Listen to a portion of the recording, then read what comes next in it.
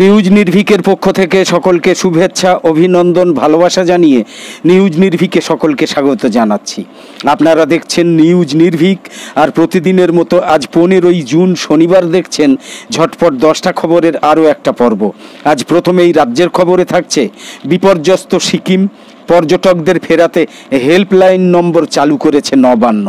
News নির্ভীকের ঝটপট 10টা খবরের প্রথম এই খবর ছাড়াও প্রথমে আঞ্চলিক খবর, তারপর জাতীয় এবং সবশেষে আন্তর্জাতিক খবর মিলিয়ে আরও গুরুত্বপূর্ণ যে খবরগুলো থাকছে সেগুলো হলো তৃণমূল নেত্রী মমতা বন্দ্যোপাধ্যায়ের সুরেই এবার নরেন্দ্র মোদী সরকারের স্থায়িত্ব নিয়ে প্রশ্ন তুলেছেন কংগ্রেস সভাপতি মল্লিকার্জুন খাড়গে। রুদ্রপ্রয়াগের পথে দুর্ঘটনা, পাহাড়ি রাস্তায় 23 জন যাত্রী নিয়ে খাদে গাড়ি, মৃত 8, আহত বহু। নিরাপত্তা রক্ষী বাহিনী এবং মাওবাদীদের গুলির লড়াইয়ে ছত্তিশগড়ে নিহত 8 জন মাওবাদী। ঘটনায় প্রাণ হারিয়েছেন এক জওয়ান এবং আরও 2 জন আহত হয়েছেন। প্রাক্তন ভোট কুশলী প্রশান্ত কিশোর বলেছেন, মোদির পা ধরে প্রণাম করে নীতিশ কুমার সমগ্র বিহারকে লজ্জিত করেছেন। শুধু শ্রীরামই নন, সীতা এবং হনুমানের জন্মস্থানেও গোহারা হেরেছে বিজেপি। লাভবাহিক ধ্বনিতে মুখরিত তাঁবুর শহর মিনা, আজ আরাফার ময়দানে 20 লক্ষের বেশি হাজির সমাগম। G7 সম্মেলনে ইউক্রেনকে $50 বিলিয়ন সহায়তার সিদ্ধান্তের নিন্দা জানানোর সাথে সাথে রুশ পররাষ্ট্র মন্ত্রণালয়ের সাথে এক বৈঠকে পশ্চিমাদের চোর বলেছেন ভ্লাদিমির পুতিন।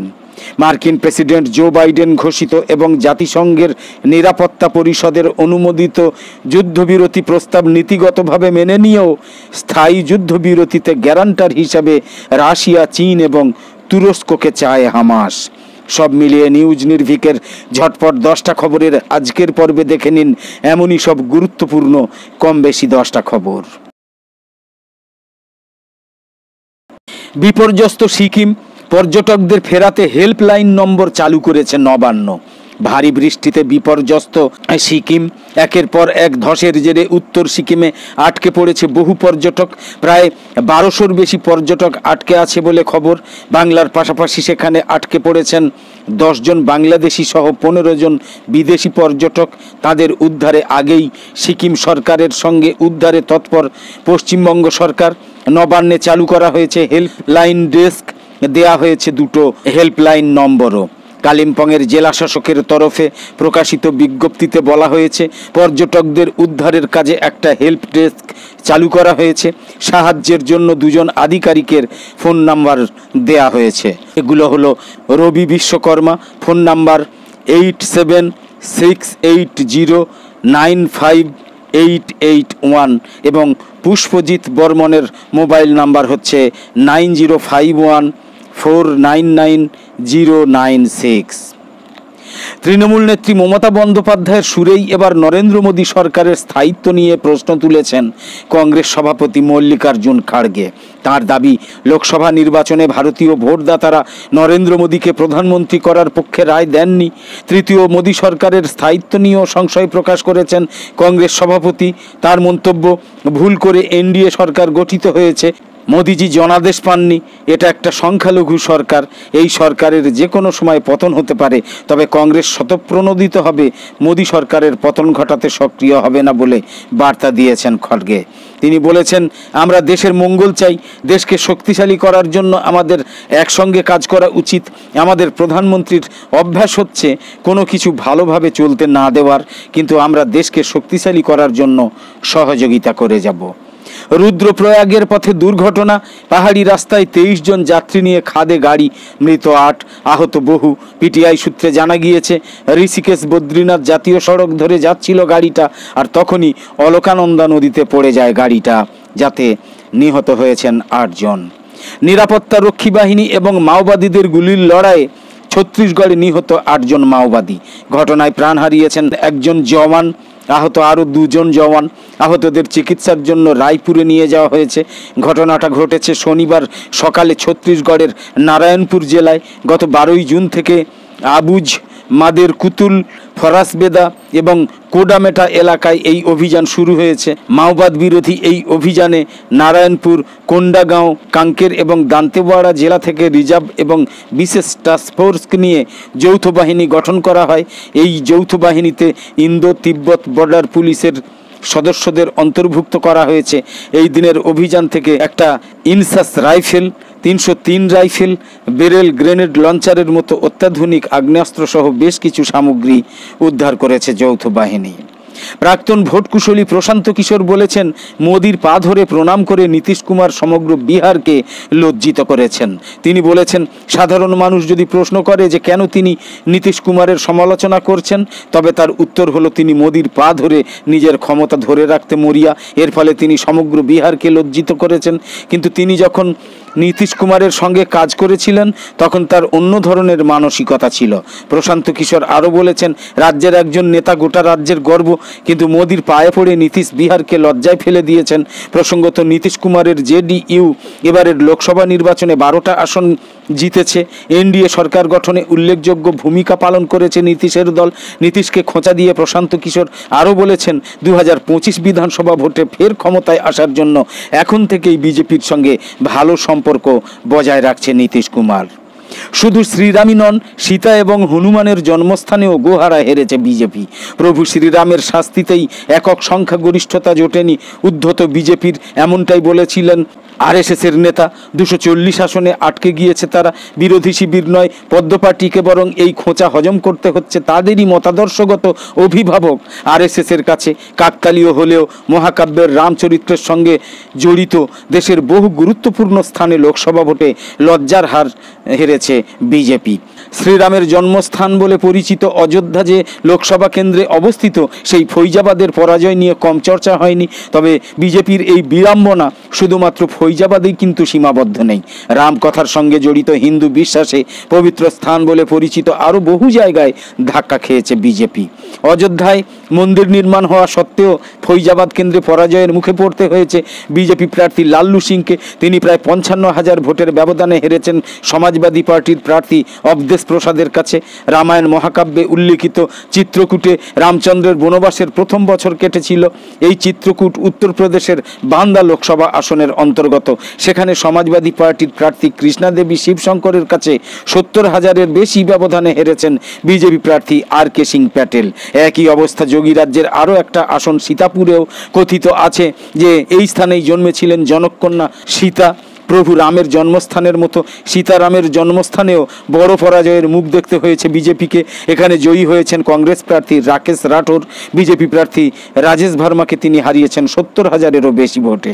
শ্রীরামের গুরু বশিষ্ঠের ভূমি বলে পরিচিত আবার উত্তরপ্রদেশের বস্তি আসনের ছবিটাও একই।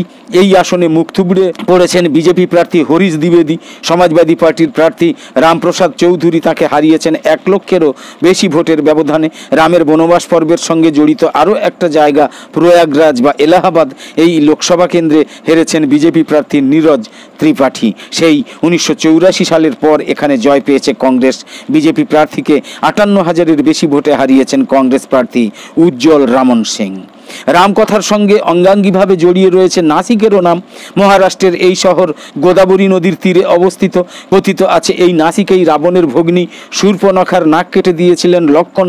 এই নাসিক লোকসভা কেন্দ্রে হেরেছেন বিজেপির জোটসঙ্গী শিবসেনার একনাথ শিন্ডে গোষ্ঠীর প্রার্থী হেমন্ত গডসে। এখানে তাকে হারিয়ে 1.5 লক্ষেরও বেশি ভোটের ব্যবধানে জয়ী হয়েছেন বিরোধী জোটের উদ্ধব শিবসেনা প্রার্থী রাজা ভাউ ওয়াজে। শ্রীরামের ভক্ত হনুমানের জন্মস্থান বলে পরিচিত কোপ্পলেও ধাক্কা খেয়েছে বিজেপি।